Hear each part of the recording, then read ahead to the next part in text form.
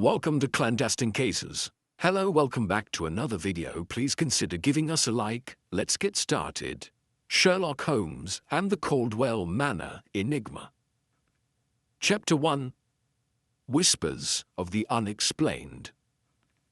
The year was 1897, and a crisp chill hung over London's streets, threading mist through lamplit thoroughfares. I, Dr. John Watson, had not long returned from visiting an old acquaintance when I caught wind of a rumour so peculiar that it set my heart racing. Whispered accounts reached me of a foreboding mansion on the outskirts of the city, a decrepit estate where visitors had vanished without explanation. Those few who dared venture near spoke of strange lights in the windows and faint cries in the dead of night. The newspapers, hungry for sensational stories, seized upon each disappearance as further proof that the house was haunted, or so the gossip went. As a man of medicine and reason, I confess that the notion of ghosts and apparitions seldom entices me, but something in these rumors tugged at my curiosity. The more I read and heard of these vanishings, the more I felt an unaccountable urgency to learn the truth. Was it mere superstition, or was there some darker scheme at work beneath the tales of restless spirits? In another age, I might have dismissed such stories outright. Yet my years of acquaintance with Mr. Sherlock Holmes had taught me that behind many a seemingly supernatural event lay a cunning human design. In the first days of my fascination, however, I found my ardor for the subject unreciprocated at 221B Baker Street. My friend and companion Sherlock Holmes was in the midst of his latest chemical investigations, a perplexing series of experiments concerning rare alkaloids. Day and night he labored over his glass beakers and Bunsen burners, paying scarce attention to my excited recounting of the haunted mansion. "It is called Caldwell Manor," I informed him one evening, while the pungent odor of some compound rose in hazy curls around us. "The staff has fled, the villagers refuse to go near it, and the local constables are baffled. 3 have vanished already. Newspapers speak of curses and restless spirits." Holmes hunched over his apparatus, barely lifted his eyes. "Curses, dear Watson, are seldom more than the product of fevered imaginations. I'm afraid my time must be spent on more pressing concerns." "Even so," I replied, determined. "There must be an explanation. Do we not owe it to the missing to find out what really happened?" He offered a curt nod, but his attention soon returned to the fizzing solution before him.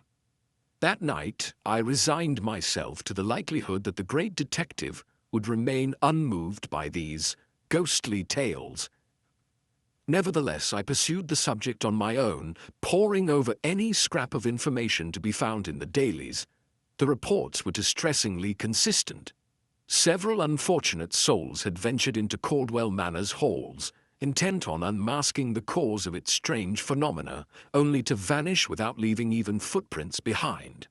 A few search parties had encountered locked doors and crumbling staircases, but no sign of the missing. Local rumor insisted the house was alive, claiming it swallowed its occupants whole. Of course, the rational side of my mind scoffed at such superstitions. Yet the more I read, the more I felt a faint prickle of unease. In my years alongside Holmes, I had grown to trust in the improbable as merely a veil over the truly diabolical. Someone was responsible for these disappearances, though whether by cunning device or foul play I could not say. Days passed with Holmes subsumed in his chemical trials. I carried on in silence, consulting books on local law and soliciting accounts from anyone who claimed to know a detail of Caldwell Manor. One afternoon, I walked home with a most remarkable story from a cab driver who had once delivered supplies to the mansion. He insisted he had seen a figure at an upper window, a silhouette that vanished the moment he tried to address it. Another account from an elderly villager described hearing shrieks echo through the night, though upon searching the grounds, he found nothing but the crunch of his own footsteps on the gravel. That very evening, as I began drafting a letter to Inspector Lestrade, proposing a private inquiry, my preoccupation with the Caldwell affair was interrupted by a knock on the door. Our landlady, Mrs. Hudson, presented me with a telegram bearing the official crest of Mycroft Holmes, Sherlock's elder brother, and, in many respects, a man of even sharper intellect and broader influence. I carried the telegram into Holmes's makeshift laboratory, where he still stood, sleeves rolled to the elbow, amid clouds of acrid smoke. "Holmes," I said, pressing the paper into his hand, "this has just arrived." He paused in his work to scan the message. I watched him closely, noting the instant furrow of his brow. Slowly, he lowered the telegram and fixed me with a keen gaze. "It seems," he said at last, his voice subdued, "that we have a matter of some urgency, Watson. Mycroft advises me to investigate these alleged hauntings at once. There is a family of significance entangled in this, the Caldwells, who once stood high in London society, only to vanish under the most disturbing circumstances." I set aside my notepad, heart pounding at the shift in Holmes's demeanor. "Then you'll take the case? You'll look into Caldwell Manor after all?" A faint glimmer of resolve sparked in his grey eyes. "Certainly. My brother would not trouble himself to send such a missive unless it were of the gravest import. If Sir Edwin Caldwell and his household were indeed among the latest victims, we cannot disregard the situation as mere folklore." Holmes gathered his coat, his experiments abandoned as though they were trivial curiosities. "I shall make inquiries of Mycroft regarding any official or confidential knowledge of the Caldwell family. In the meantime, Watson, prepare whatever notes you have compiled on these disappearances. We leave for Caldwell Manor at first light." Thus, in the flickering lamplight of our sitting room, the course was set. The haunting rumors that had so captured my imagination were now firmly within Sherlock Holmes's sights. And though a thrill of apprehension cut through me, I could not deny the stir of anticipation as well. For if there was any truth in the legends that cloaked Caldwell Manor, or if some cunning adversary hid behind its ancient walls, then Holmes and I would soon meet it, face to face. Chapter 2. A Dire Revelation. A chill wind blew across Baker Street the following morning, rattling the panes as Sherlock Holmes and I prepared ourselves for the day's work. Even before dawn, Holmes had been restless, pacing the sitting room with an energy I had not witnessed for weeks. My friend's fervour was ignited by the telegram from his brother, Mycroft, which hinted at matters of grave import tied to Caldwell Manor. Now, as the city's church bells tolled the hour, I sensed we stood upon the cusp of a shocking revelation. No sooner had I finished tying my cravat than Mrs. Hudson announced an unexpected visitor, a lean, pale young constable named Barrow. He entered with a tremor in his voice, removing his helmet in deference to my friend. "Mr. Holmes," he began, "I'm instructed by Inspector Lestrade to bring you this dispatch." He extended a sealed envelope bearing the official crest of Scotland Yard. "It concerns Caldwell Manor. A grim business, I'm afraid." Holmes accepted the envelope and slit it open with a penknife. His keen grey eyes flickered over the contents. When he looked up again, his expression was stony. "Watson," he said, "it appears the remains of the Caldwell family have been discovered, under circumstances that defy rational explanation." "Remains," I repeated, startled. "Then they truly are dead?" Constable Barrow nodded. "A pair of local labourers were attempting to board up parts of the mansion at the request of the local authorities. They ventured into a blocked-off corridor and found skeletal remains bricked in, some with personal effects, suggesting they belonged to Sir Edwin Caldwell and his household." A shiver passed through me. The Caldwell family had vanished under mysterious circumstances some time ago, their fate unknown until now. "That's monstrous," I murmured.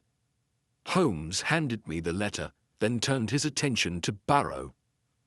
Have the men on site made any further discoveries? Letters, documents, anything that might shed light on who orchestrated these atrocities? Barrow shook his head. Not yet, sir. They did find old stains on the walls and a room that looked as if someone had lived there recently. Beyond that, no clue. Holmes inclined his head. Thank you, Constable. Pray inform Inspector Lestrade that Dr. Watson and I shall depart for Caldwell Manor forthwith. Once Barrow departed, I scanned the letter from Scotland Yard. The language was terse, recounting how the Caldwell skeletons were arranged in a sort of grotesque tableau, as though placed there deliberately. More unnerving still was mention of possible disturbances in other rooms, footprints, perhaps recent, leading away from the sealed corridor. I looked up, unnerved. Holmes, there's something dreadful at play. You saw the reports of vanished constables, and now this. Could it be foul play of an even more horrific sort? Holmes gathered his coat and deerstalker hat. My dear Watson, let us not succumb to fear before the facts speak. We must examine the scene ourselves. At that very moment, Mrs. Hudson appeared once more, bearing another envelope. This one was sealed with a familiar monogram, M.H. Mycroft again, Holmes announced, tearing it open. As he read, I noticed a slight tightening about his features. He waved the letter at me to read over his shoulder. It revealed that Sir Edwin Caldwell had been no ordinary aristocrat. He had entertained close ties with several prominent figures in the government. Diplomatic secrets, foreign negotiations, and confidential financial dealings danced around his name. Mycroft's suspicions suggested that Sir Edwin's demise might be less a case of local misfortune and more a matter of political intrigue. Holmes cast the letter onto the table. You see, Watson, Sir Edwin was at the heart of influential circles. Such men attract formidable enemies. If the tragedy at Caldwell Manor is connected to his activities, it may be no common crime. Then the rumors of a haunted mansion might be a deliberate mask, I said, my voice hushed with realization. Some cunning villain could be fostering these superstitions to obscure more tangible misdeeds. Precisely, Holmes replied. We've encountered similar deceptions before. Recall the Hound of the Baskervilles. Rational minds must cut through the veil of superstition.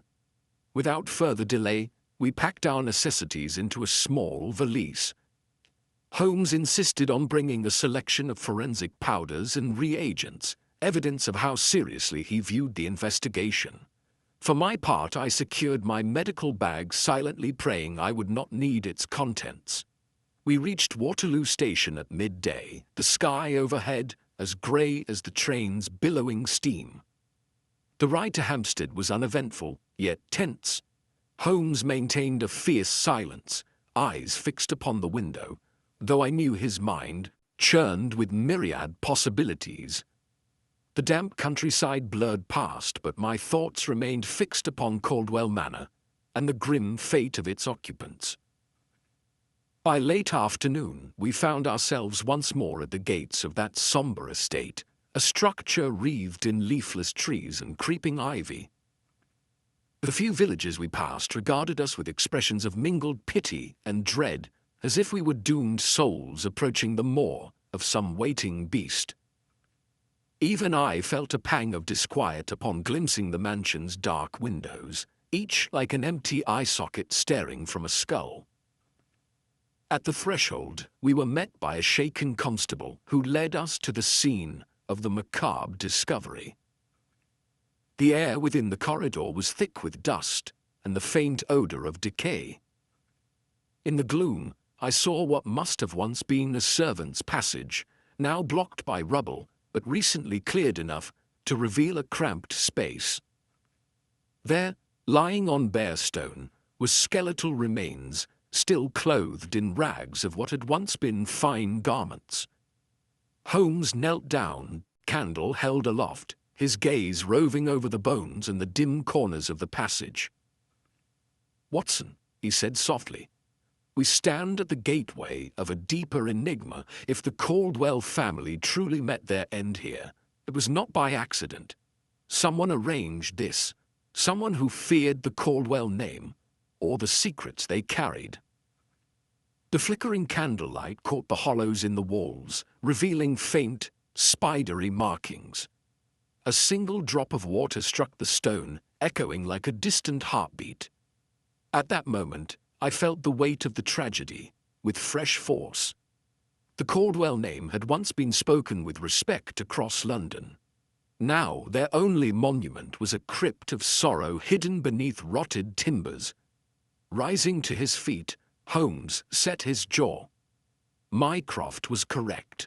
This is not merely a matter for the local constabulary. We shall unravel the cause of these unspeakable acts, Watson, and see justice done."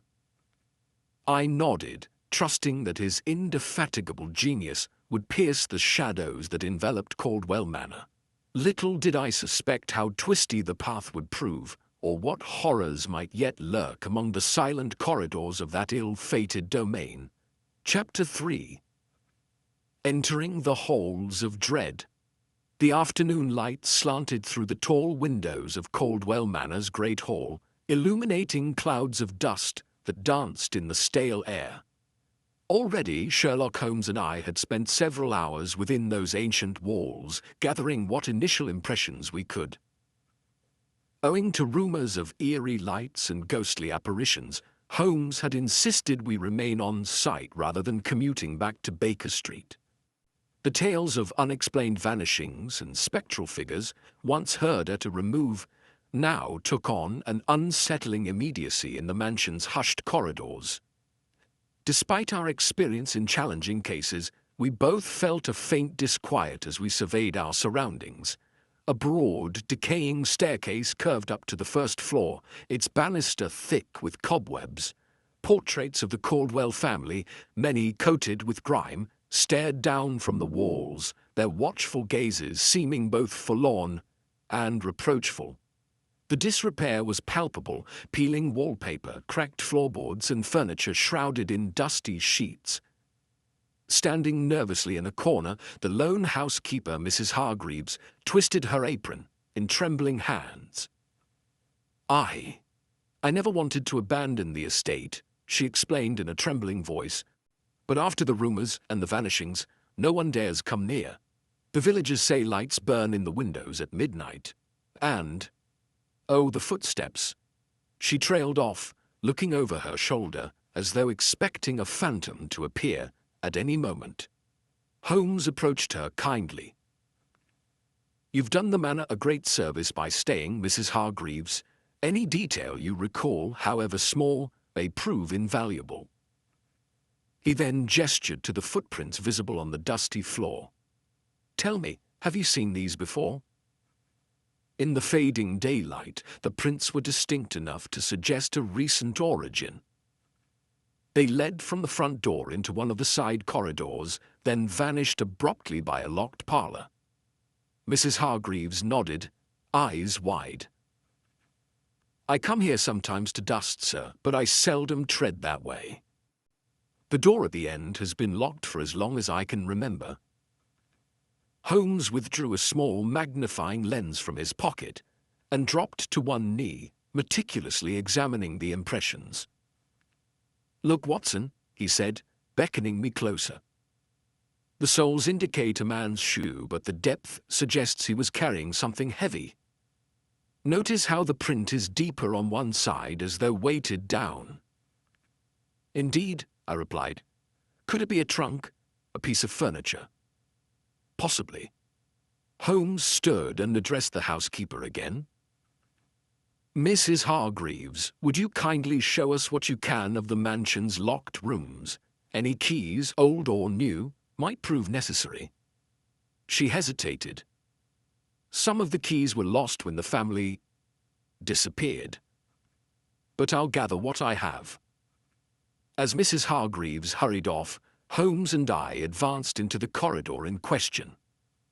The wallpaper here was tattered and damp, and the air felt stifling, as though it had not circulated for years. At a blind corner, I nearly tripped over a missing floorboard, the gap revealing beams and shadows below. A faint draught wafted upward, carrying with it a curious earthy smell. Holmes paused, nostrils flaring. "Strange," he remarked, kneeling to peer into the gap. "There's a space beneath this floor, likely the same foundation we saw in other sections. But this particular area is warm or at least less cold, as though air is moving." He pressed an ear against the opening, listening. After a moment, he shook his head and rose. "No immediate clues there. Let us see if we can find a more conventional entry." Presently, Mrs. Hargreaves returned with a small ring of mismatched keys. She led us to the locked parlor, where Holmes tried them one by one, until the rusty lock finally gave way with a protesting creak. We stepped inside to a chamber that appeared to have once been a gentleman's sitting room. A heavy writing desk stood against the far wall, an antique sideboard to the left. Dust motes glittered in the last rays of daylight, disturbed by our presence. Holmes's eyes lit on a door at the room's rear, a second exit locked from inside by a bolt. He unfastened it, revealing another corridor beyond, one not on the standard blueprint of a typical Victorian country house. The passage was narrow, dim, and chill. "Interesting," he observed. "It seems Caldwell Manor holds more than the usual allotment of hidden passages." We advanced with caution, the boards creaking beneath our weight. Like the corridor outside, footprints marked the dust here as well, though these prints were smaller, perhaps those of a child or a slender-footed individual. The route led us to a tight spiral staircase descending into near darkness. Mrs. Hargreaves peered warily down, refusing to proceed. Holmes lit a small lantern from his pocket kit. "Come, Watson," he said. "We shall see if these steps lead to any of the basements or sub-levels we have yet to explore. If you prefer to remain here, Mrs. Hargreaves, please do. I wouldn't advise you go alone elsewhere in the house until we return." She nodded, relief mingling with fear. We descended, lantern in hand, the narrow steps spinning us downward into the earth. The air cooled further, and the smell of damp stone grew stronger. I could hear the faint dripping of water somewhere distant, an echoing sound that made the entire place feel hollow and vast. At the bottom, we discovered a cramped landing that opened into a low-ceilinged room. Dust-laden shelves lined the walls, laden with what looked like old ledgers and cloth-bound volumes. In the lantern's glow, I could read the spines, household accounts, inventories of the estate's furnishings, and some that bore no title at all. The footprints continued, weaving among the shelves and vanishing through an archway to the right. Holmes lingered by one shelf in particular, running a finger across a faded label. "Property deeds," he murmured, brushing dust aside to reveal the Caldwell seal. Perhaps Sir Edwin attempted to reorganize or hide certain records before the family vanished. I studied the footprints once more. They certainly did not suggest casual exploration, rather they traced a direct path, as if the person knew precisely where they were headed. We ventured through the archway into a second room, only to find it disappointingly empty. No footprints, no crates, nothing but stale air. "They must have doubled back at some point," I suggested. Holmes nodded, a faint frown creasing his brow. "Or else they found what they sought and departed via another route." Returning to the desk upstairs, we discovered Mrs. Hargreaves waiting anxiously. She jumped at our sudden appearance. "Did you find anything, sirs?" Holmes offered a measured response. More curious footprints and a hidden staircase leading to a sub-level with estate records. Nothing conclusive, yet it appears your absent visitors or inhabitants know this house's secrets better than anyone. As we left the parlor, evening shadows stretched across the corridors. Any illusions of a simple haunting had long since evaporated. We had in fact discovered the first real signs of active, purposeful movement throughout Caldwell Manor. Someone prowled these floors, unlocking and relocking doors, leaving footprints, and possibly searching for something. Tonight, Holmes announced, we'll focus our vigils on these hidden routes. If someone plans to roam again, we must be ready. So, with a renewed sense of urgency, we set about preparing for nightfall. The manor's decaying grandeur seemed almost alive, its neglected corners brimming with potential for hidden watchers. And though the gloom closed in like a physical presence, we would press forward, resolved to uncover who, or what, truly lurked within Caldwell Manor's forsaken halls. Chapter 4. Into the gloom. Morning in Caldwell Manor brought little relief from the shadows that seemed to cling to every surface. Though the sun rose beyond the tattered curtains, its light remained weak and filtered, as though reluctant to enter such a forlorn place. After a fitful night's rest, Sherlock Holmes and I resolved to devote the entirety of the new day to exploring the mansion from attic to cellar. We hoped to unearth a rational explanation for the unsettling phenomena reported by Mrs. Hargreaves and the villagers. Our first task was to revisit the dusty chambers on the second floor, where we had glimpsed footprints and found abandoned furniture. Holmes moved quickly from room to room, examining cracks in the plaster, lifting carpets to check for signs of hidden passageways, and tapping at the walls in search of concealed panels. If the rumors of ghostly apparitions are fueled by a living presence, he remarked, then that presence must have a means of moving about unseen. Houses of this age often boast secret corridors, a boon to any miscreant with cunning enough to exploit them. We did, indeed, find suspicious irregularities. In one corridor, the wooden paneling bore deep scratches, as though someone had raked it with a knife or a sharp object. In another room, a half-burned letter lay among scattered papers on an old writing desk. The letter was fragmentary, with only a few lines legible. Fear that our secrets will be revealed. My husband insists we stay. Dreadful voices at night must not let.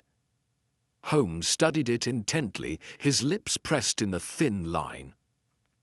Sir Edwin Caldwell, I surmise, or perhaps his wife.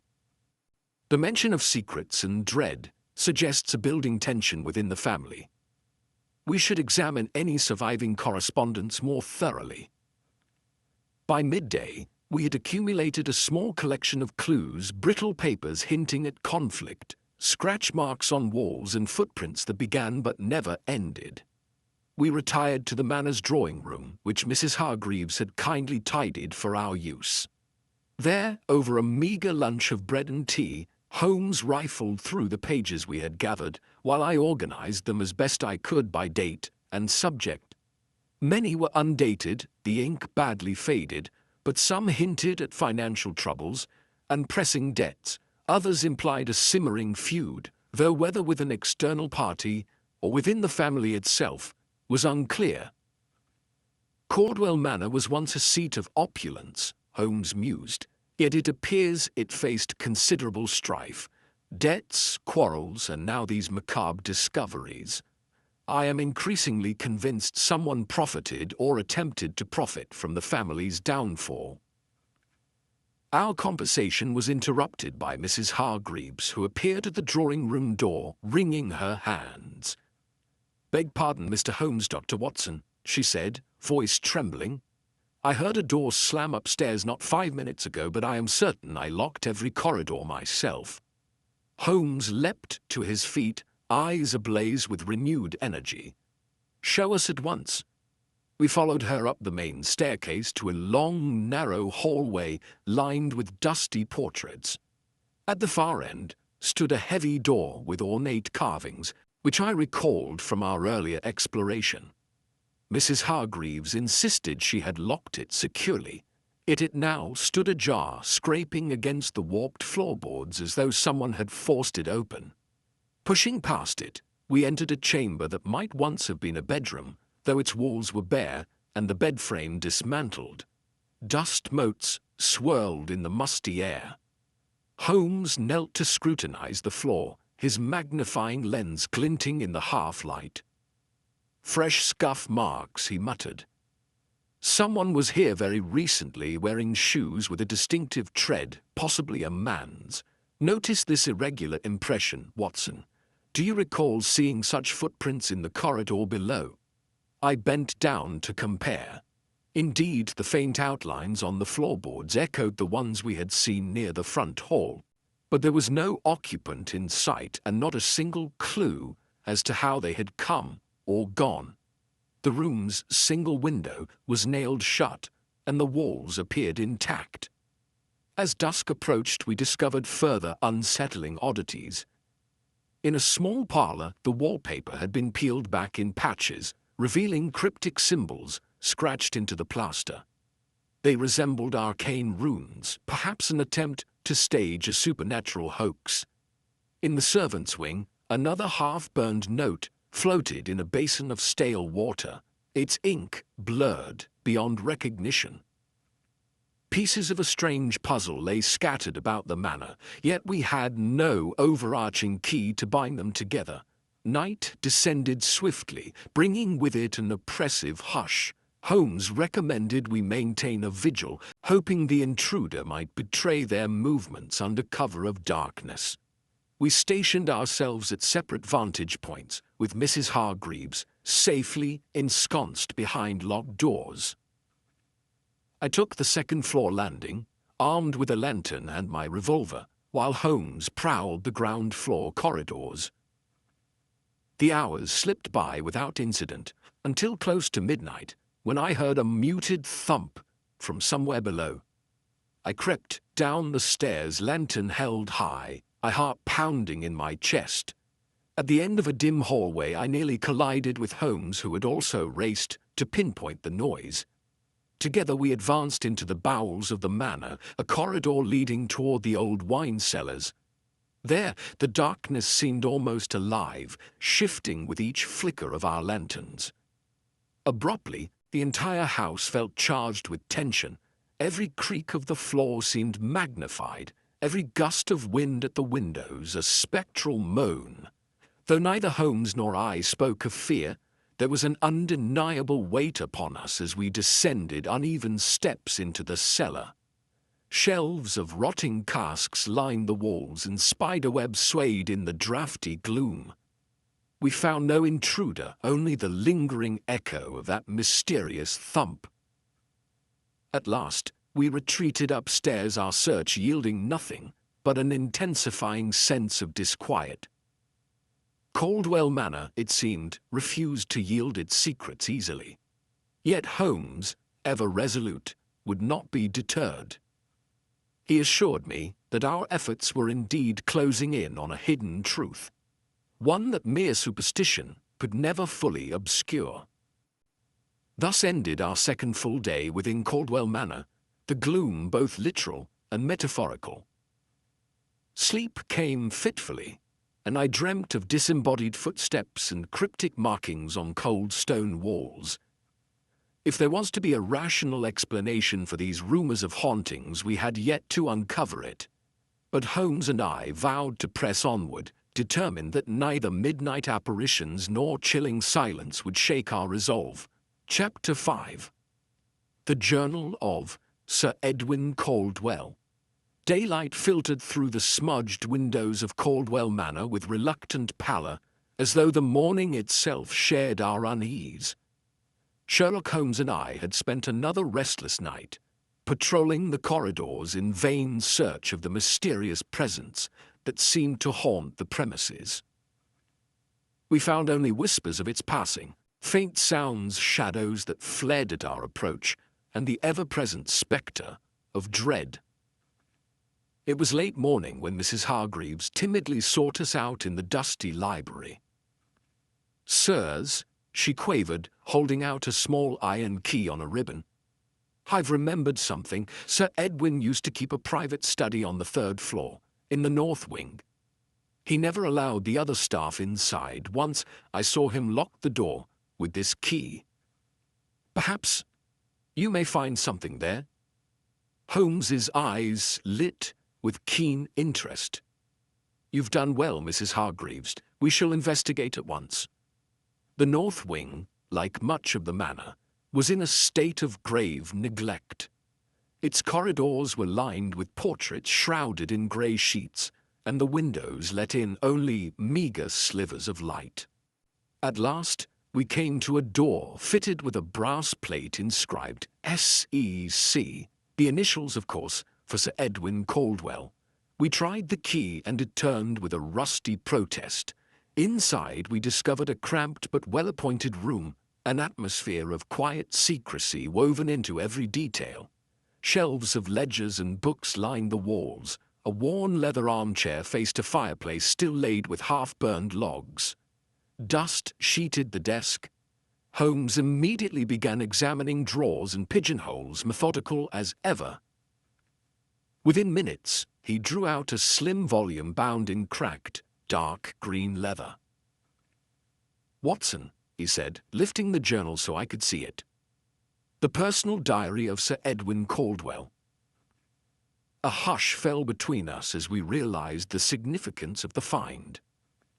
With great care, Holmes opened the diary to its initial pages, scanning the neat script. The earliest entries were ordinary enough. Mention of estate finances, guests arriving for weekend hunts, and minor concerns about the manor's upkeep. As he flipped further, however, the tone shifted. "The later entries," Holmes murmured, "they grow uneasy." He placed the diary on the desk, and together we read March 3rd. Strange footsteps in the night. Went to investigate, found no one in the corridors. Could it be imagination? Yet others in the house report hearing it too. March 11th. Doors refuse to open though they are not locked. Heard a child sobbing, but upon searching every room, found none. March 15th. Margaret says she saw a shadow pass through the wall. I cannot abide such superstitions, yet there is an unspoken terror gripping the household. Even the servants whisper of ghosts. The entries continued in that vein, each new notation more alarmed than the last.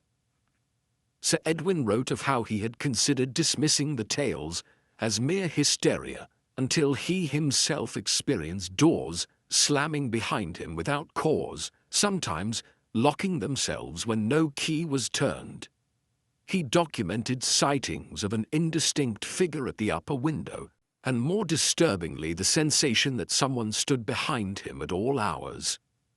Halfway through the diary, we encountered a particularly revealing entry. "Thank you so much, Ma, for watching 25. If you like the story, at 30, subscribe to the channel for your unwavering support at disagreeing morality to or a thief."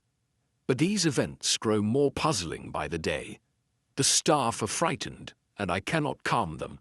My wife begs we leave Caldwell Manor immediately, but how can we abandon our home? Our finances are perilous, and I fear scandal if we fail to meet our obligations here. Holmes read this passage twice. "A family in distress, Watson. He is torn between duty to this estate and the mounting fear of something he cannot name." Further on, the final entries took an ominous turn. April 2nd, children. Wake at night, crying of whispers. I heard them myself today, like voices calling from the walls. Doors locked me in the study for an hour, though the key lay on my desk. Some force toying with us? I cannot sleep. April 5th, Margaret insists an evil presence resides here, but I remain unconvinced. Could it be sabotage from a mortal hand? Someone aims to drive us from our home. My heart lurches at every sound. We cannot go on like this. At this, the journal ended abruptly, as if Sir Edwin's fears had overtaken him before he could finish. The blank pages that followed were thick with dust, their edges unturned. We exchanged glances, the weight of the revelations settling over us. Holmes closed the diary, his expression severe. So there were indeed unexplained occurrences, footsteps, locked doors, voices. Caldwell's final note suggests he suspected a flesh-and-blood adversary employing these tricks to torment the family. That is in line with our own observations. Yet the full truth remains elusive. I nodded, recalling the half-burned letters and cryptic scratches we had uncovered elsewhere. This diary confirms the family's mounting dread, but it also underscores that these hauntings may have been staged to conceal a criminal plot. Outside, a gust of wind rattled the window, and a swirl of leaves skittered across the sill. The mere thought of someone orchestrating such a cruel charade within these walls set my nerves on edge. Holmes snapped the diary shut.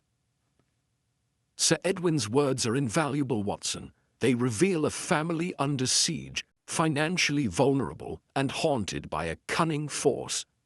These so-called ghosts likely serve to frighten the Caldwells and any meddling staff into compliance or confusion.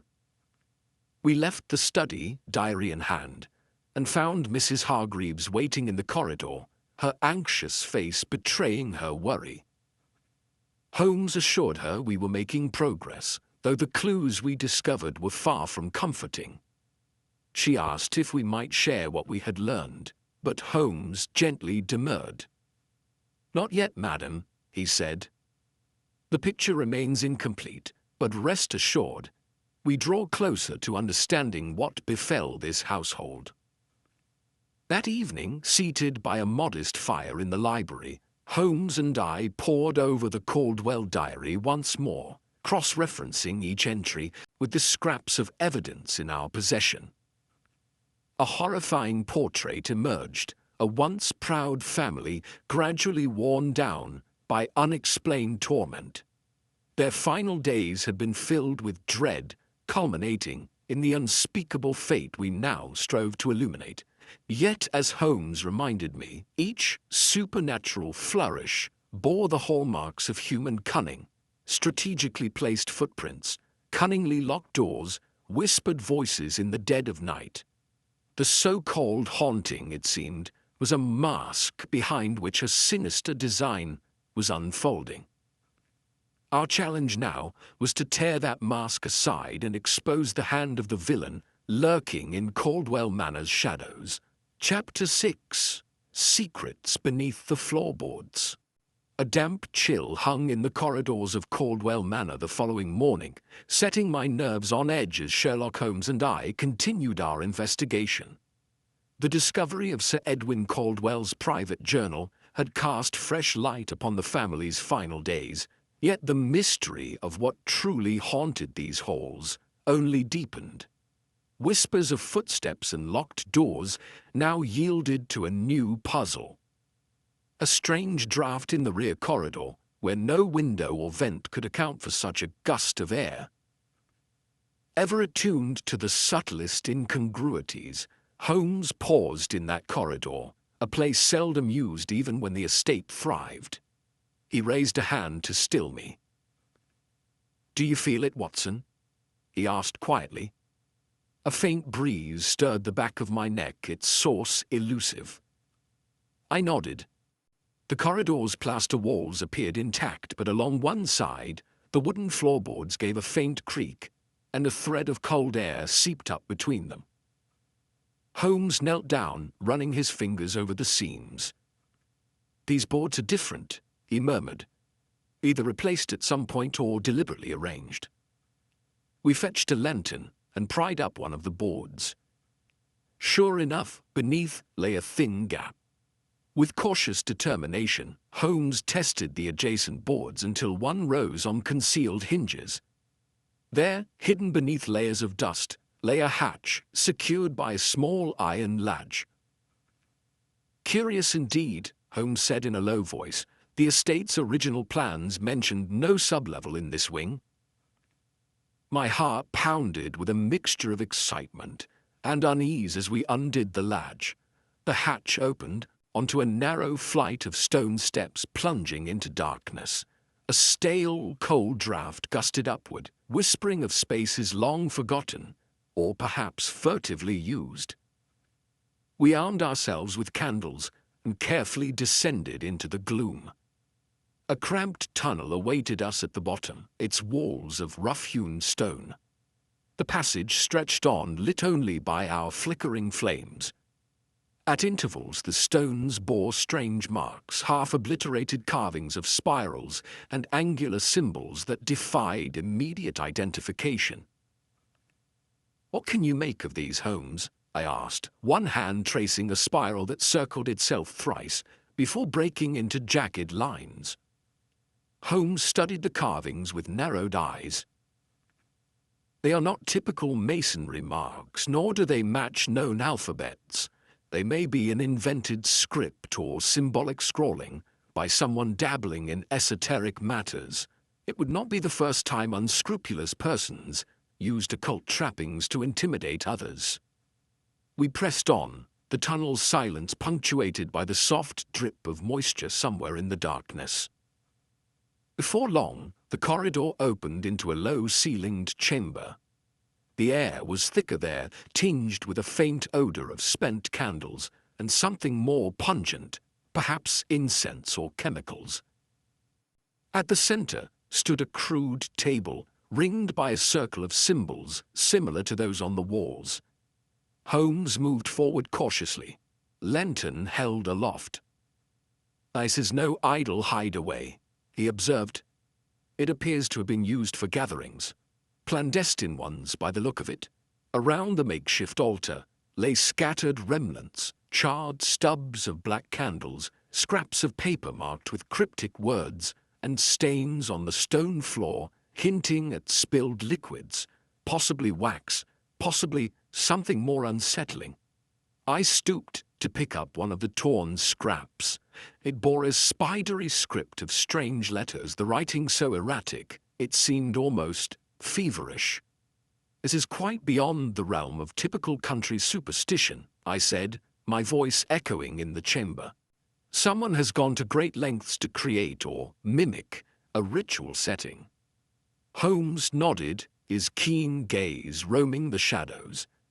"Indeed, whether these rituals were genuine or staged, they serve a purpose. Fear can be a powerful weapon." As we explored the chamber, Holmes noticed footprints near one corner, a series of overlapping impressions in the grime. He knelt to examine them under the lantern's glow. "Several sets of prints," he murmured. "I see at least 2 distinct sizes, possibly more. These are no mere relics from the Caldwell family's time. The prints look relatively recent." A shiver coursed through me. "Then we are not alone in these depths." Holmes stood, his expression grave. "Someone, or multiple persons, continues to use this subterranean space. If Sir Edwin Caldwell's final journal entries suggest he suspected a living adversary masquerading as a haunting, this chamber stands as compelling evidence. The so-called ghosts upstairs may well be intruders coming and going through hidden passages like this one." We pressed on to the far side of the chamber, where the passage split into 2 narrower tunnels. One was partially collapsed, a heap of rubble blocking further progress. The other, though cramped, bore fresh scuff marks on the walls, as if someone had recently squeezed through. "Shall we continue?" I asked, my throat tight. Yet I knew we had little choice if we hoped to unravel the full truth. Holmes led the way, sliding sideways along the tunnel's damp walls. After several yards, it opened into a second, smaller chamber, empty, save for more scrawled symbols on the walls.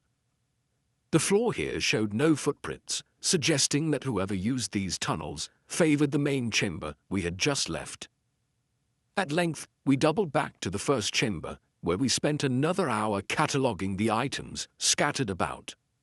Holmes carefully collected samples of the black candle wax, bits of charred paper, and a small file we found under the table. At one point, I thought I detected a faint sound, like a whisper or a shifting of stones from somewhere deeper within the labyrinth. But when we rushed to investigate, only silence greeted us.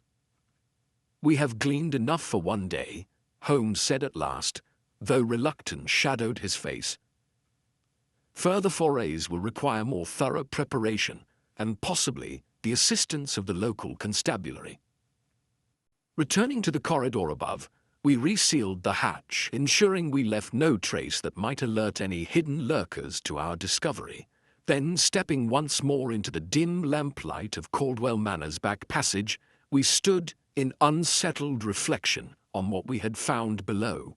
"Those footprints prove that the mansion's secrets remain in use," I remarked, lowering my voice as though the walls themselves might be listening. Holmes agreed. "We have delved beneath the floorboards and found not restless spirits, but an active, organized scheme, whether fraudulent or perhaps more sinister yet. By all appearances, someone orchestrated bizarre rituals to cultivate an atmosphere of fear. The question remains, to what end?" Thus, laden with samples and more questions than answers, we emerged from the hidden depths of Caldwell Manor. Though the day's discoveries were sobering, we felt a renewed sense of purpose. The labyrinth below the manor would, we hoped, supply the final pieces of the puzzle, a puzzle that promised to reveal not only the fate of the Caldwell family, but the identity of the living adversary who stalked these haunted halls. Chapter 7. The Web Tightens. The tension in Caldwell Manor grew palpable in the days following our exploration beneath the floorboards. Sherlock Holmes, fortified by the discovery of clandestine gatherings in the hidden chambers, worked with renewed vigor to piece together the final threads of this puzzle. We had assembled an ever-growing collection of evidence, from strange symbols carved on stone to footprints in the labyrinth beneath the house. And each new clue seemed to confirm that human design, not specters, haunted this forsaken estate. Yet despite our diligence, the elusive orchestrators of these uncanny events continued to slip through our fingers. One late afternoon, as we gathered in the ground-floor library to revisit Sir Edwin Caldwell's diary and the cryptic fragments we had unearthed in the cellar, Mrs. Hargreaves interrupted us in a state of distress. "Dr. Watson," she cried, "someone is upstairs in Sir Edwin's private study. I heard a crash, the sound of furniture overturning." Holmes sprang from his seat. "Watson, quickly, we must not let them escape." We seized our lanterns and ascended to the third floor. The corridor leading to Sir Edwin's study was dim, illuminated only by the last slanting rays of the setting sun. My pulse quickened. It was here, only days before, that we had discovered the Caldwell patriarch's hidden journal. If indeed an intruder now rifled through the same desk, they might be after further evidence, perhaps documents that could crack this mystery wide open.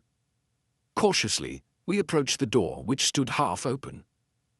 A lamp within cast flickering shadows across the threshold. Holmes motioned for silence, and I nodded. Then in a single, fluid movement, he burst into the study, I close on his heels. The scene was one of disarray, drawers yanked from the desk, papers strewn across the floor. Before us, a cloaked figure spun around, eyes wide beneath the brim of a broad hat. In that fleeting instant, I caught a glimpse of a face partially obscured by a scarf, startled and fierce, ready to bolt. "Stop!" I shouted, raising my lantern. "You have no right." But the intruder was quick. Ignoring me, they darted toward a window at the back of the room, where tattered curtains billowed in the draught. Holmes lunged, attempting to intercept, but misjudged the figure's agility.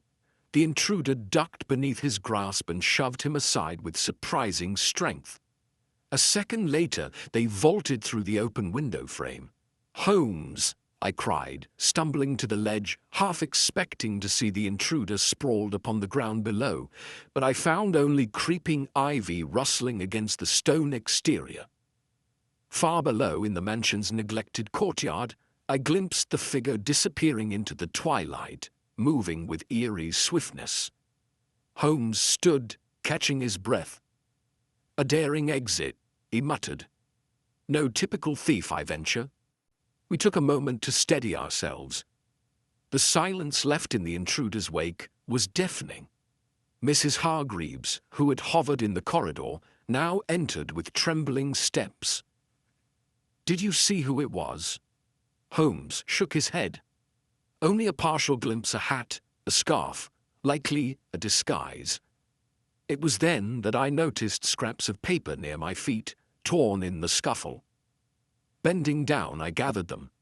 Yellowed fragments, covered in cramped handwriting. At once, I recognized the same style as the half-burned letters and diaries we had been studying. "Holmes," I said, holding out the scraps.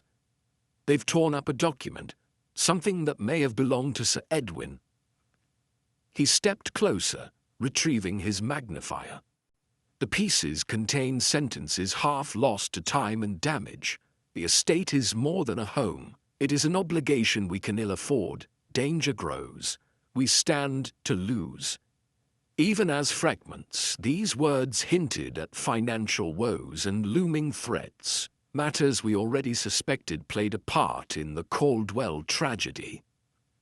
"This intruder," Holmes said, "clearly seeks to destroy any remaining records that might expose the truth." He turned to Mrs. Hargreaves. "Madam, you mentioned a crash. Was anything else disturbed?" She shook her head, wringing her hands nervously. "I only heard the noise, Mr. Holmes, and came straight to fetch you and Dr. Watson." Holmes proceeded to inspect every inch of the room, searching for fresh footprints or signs of a secondary exit. The study had only one door, and the single window now stood wide open to the settling dusk. As he examined the windowsill, he discovered several fresh scrapes on the stone ledge where boots had evidently impacted. "Watson," he murmured gravely, "this is a planned intrusion. Whoever fled through the window almost certainly scaled the ivy to reach the ground.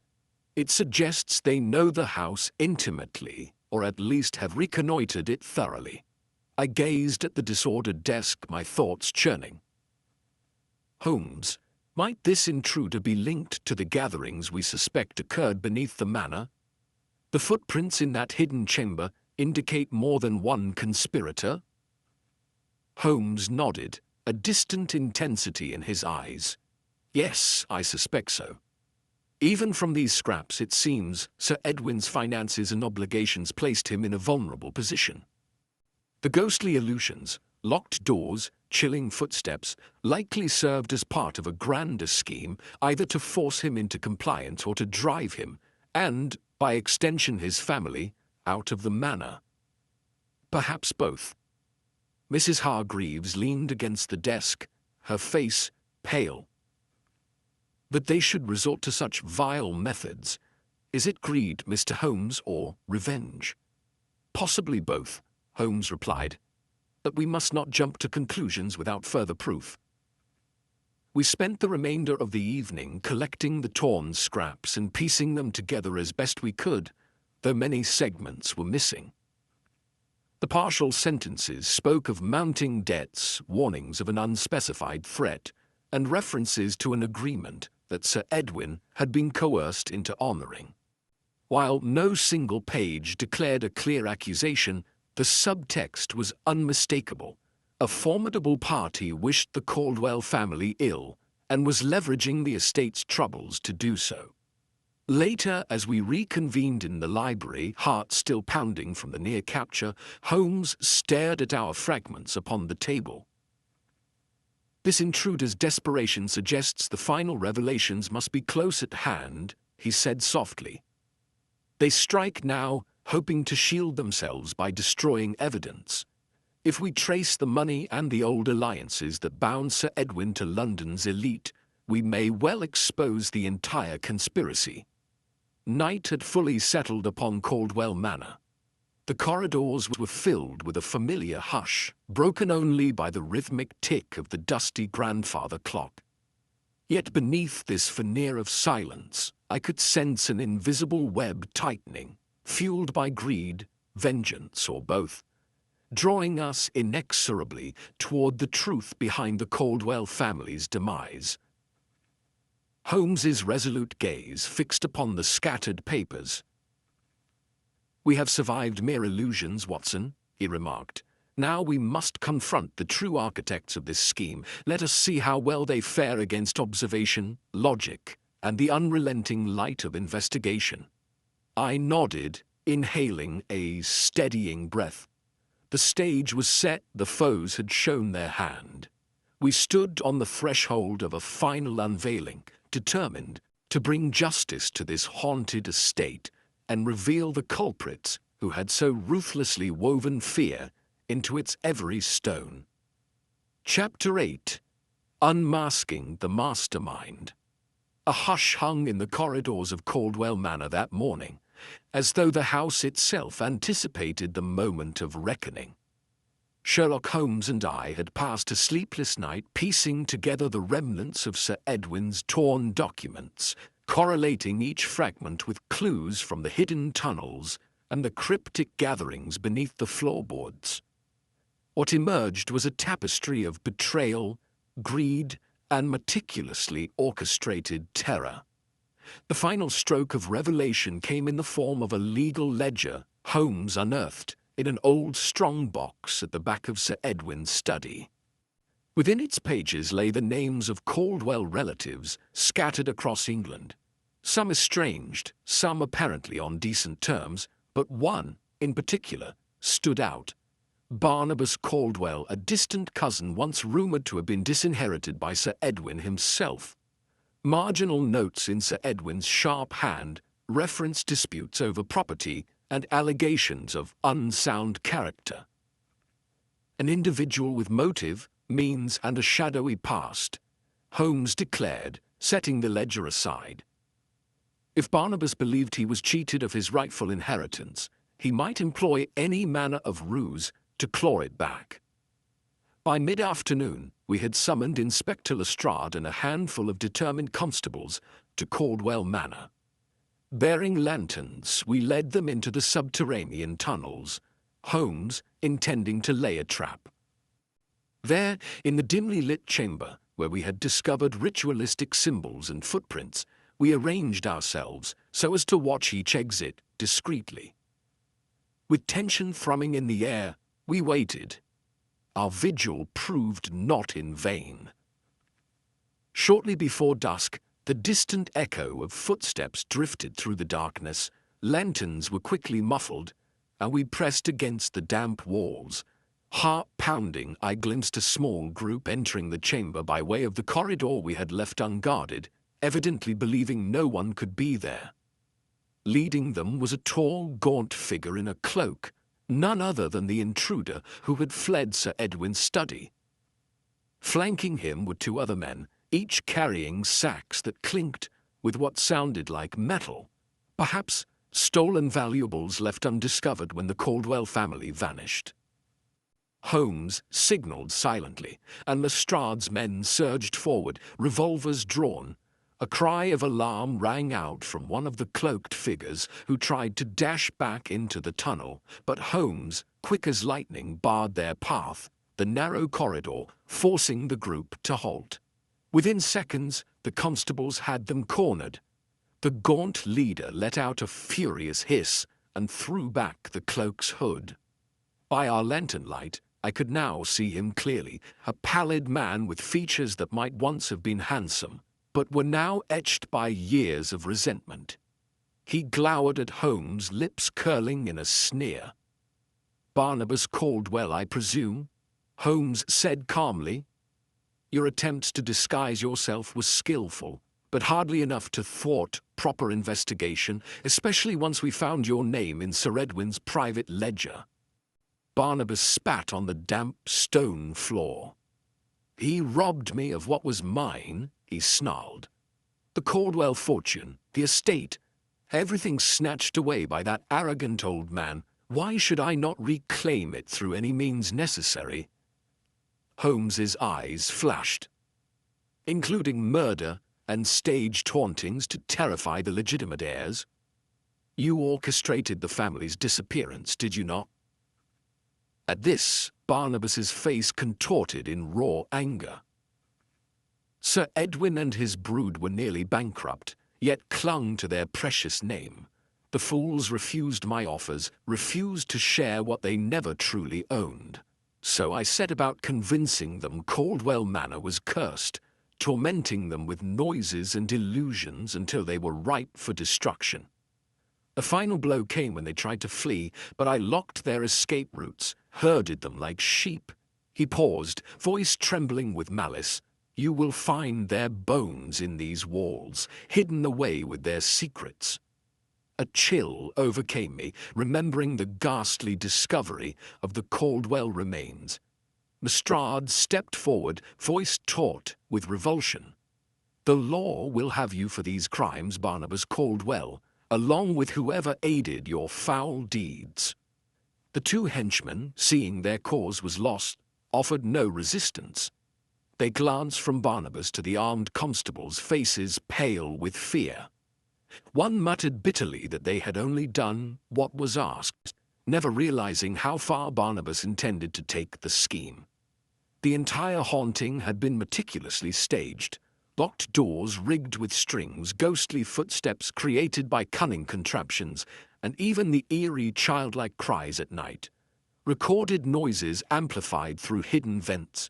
Any genuine superstition among the staff had been exploited to sow terror. Also, Barnabas could claim the estate uncontested. Within the hour, Lestrade and his men had secured the villains, leading them above ground into the waning daylight. Barnabas, sputtering oaths, could not escape the iron grip of the law he had so long evaded. For the first time since we entered the manor, a suffusion of relief touched the air. Holmes and I found Mrs. Hargreaves in the front hall, watching the arrests with eyes misty from both shock and relief. So it was never a haunting after all, she whispered, voice trembling. All those terrors, nothing but a monstrous illusion. An illusion built on cunning and cruelty, Holmes affirmed gently. But rest assured, Mrs. Hargreaves, the perpetrators will face due justice. As Lestrade led the prisoners away, we stood at the threshold of Caldwell Manor, gazing upon its battered facade. The old estate, stripped of its phantasms, now presented a mournful rather than terrifying sight, a stark testament to how greed, envy, and revenge can defile even the stateliest of homes. The ghosts here, we now knew, were not spirits of the dead but the darkest impulses of the living. In the silence that followed, Holmes paused to light his pipe. A pity that wealth and ambition should drive a man to such lengths, he remarked softly. I nodded, recalling Sir Edwin's journal entries and the last days of a family besieged by horrors they could scarcely comprehend. At least the truth is brought to light, and Caldwell Manor can rest. As for the missing, though we cannot revive them, we may restore their memory to some semblance of dignity. We departed that same afternoon, our carriage rattling away from the gates and onto the winding road back toward London. Passing villagers watched with cautious relief, for the menacing spectre that once gripped the manor had been laid bare and apprehended. Though Holmes wore his usual air of composure, I sensed his quiet satisfaction at another case resolved, albeit with a tragic ending. As we receded into the distance, the sun broke free from its veil of clouds, casting Caldwell Manor in a final golden light. One might imagine, from that gentle glow, the old house's sigh of relief. A burden lifted, its hidden miseries at last exposed. And so we left Caldwell Manor behind, its halls no longer echoing with phantom steps but with the promise of truth reclaimed from the shadows.